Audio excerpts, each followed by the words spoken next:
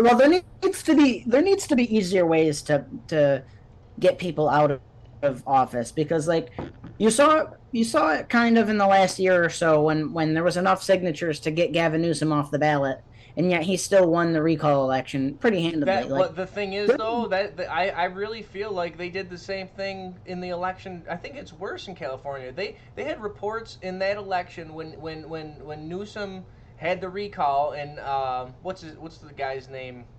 Um, Larry Elder. Larry Elder. During that election, they found a car full of mail-in ballots that were never delivered.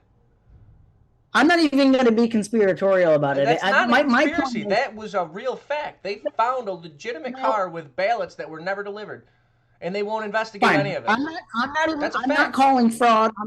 I don't care. I'm not calling fraud. I'm not calling nothing. My point is that it needs to be easier. If I don't like my representative, there needs to be an easier way than me going around and collecting signatures than getting him out of office. Like it's not reasonable for me to go around and collect 100,000 signatures to get somebody out of office. That's not reasonable. There Well, needs to be an easy way. There needs to be maybe not an easier way because then at that point we have people just constantly getting removed from office, but there needs to be a plan that's more accessible I and personally, understand. I don't. Do you ever? I'm sure you obviously watch Tim Cass every now and then. Do you ever hear what Ian Crossland has to say about like how he thinks that people should have more of a direct vote in things? Like there should be another arm of the government where it's only run by like the civilians voting. So it would be like you have the House that you have your representatives vote on. Then you have the Senate, which has what, two per state, which is another arm of like there's supposed to be checks and balances on each other, but he talks of like having an extended like you have the House, you have the Senate, and then you have like an extended or like arm of the government where like the bills that like you have an option for um, like civilians to vote on certain bills to be brought up in Congress or certain, in like, and I think that would be a good idea to have like just a wing of that's like a third check and balance. Maybe not. Maybe it's a good idea. Maybe it's not. But if you had like a third, like with the House, the Senate, and like a third wing where you could if you could get enough people to vote on it, you could either bring up bills to Congress, Or veto, or you could vote out people, or vote in people, or vote or veto for, something, huh? or veto something. Veto something, yeah. And it's just like an extended arm where the civilians, it's only a popular vote for civilians, but it obviously, if there's certain laws, that should be like the first, but then obviously if you have like a majority of Congress that's establishment or against their against the constituents, then obviously it's not going to change anything, because if you're bringing stuff to vote and they just deny it, then it's not going to matter anyway. But I feel like Yeah, having an extension of something where civilians can just vote directly, I think it may help like getting more things done, because if we're just relying on the government to get this stuff done, it's either never going to happen or it's going to happen so slow that we'll never see it. And it's going to take so much money.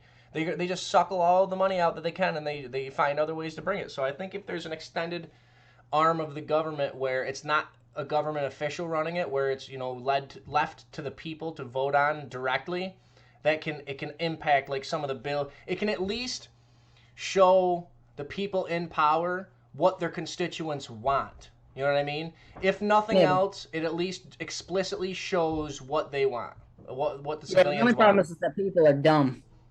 Right, but like if there was three arms, like if you had the civilians, the Congress or House, and then you had Senate, they would all check each other, right? So then there would never be like it would never be mob rule, because if the mob brought a bill forth and the House said, "No, this is a stupid bill. We're not gonna pass it," and they vetoed it, that can still happen. But if you had like a bunch of people bringing up even if they did throw away that bill that like this arm of the government wanted, like if you let's say you got like a decent amount of people to vote on like a bill for to prosecute Fauci, at least that would be brought up in the mainstream and that would be brought up as a bill and people would see that, they would at least know that there's a certain amount of people that would I mean, they that don't have want people something voting like on this. stuff all the time. Like, how does that?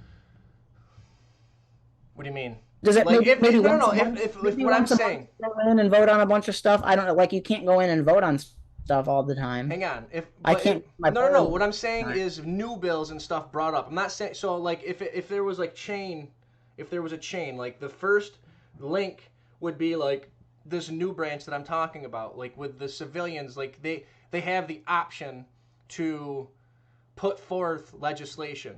They're good, but they're only in the beginning, so they don't get to dictate what happens at the end. Like that gets dealt with by the House and by the Senate.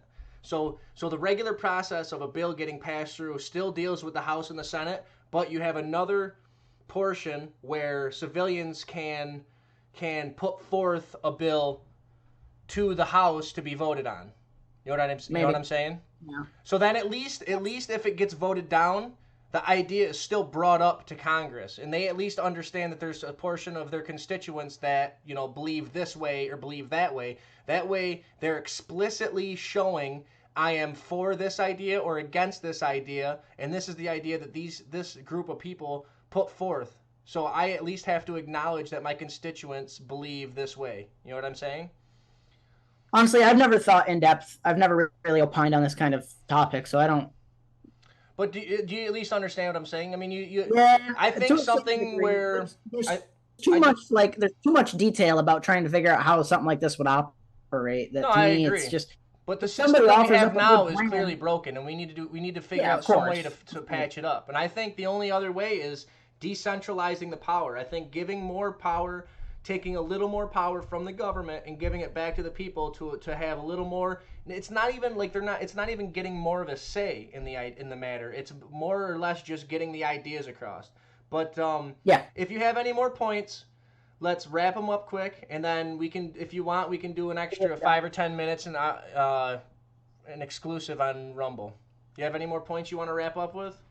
not for that.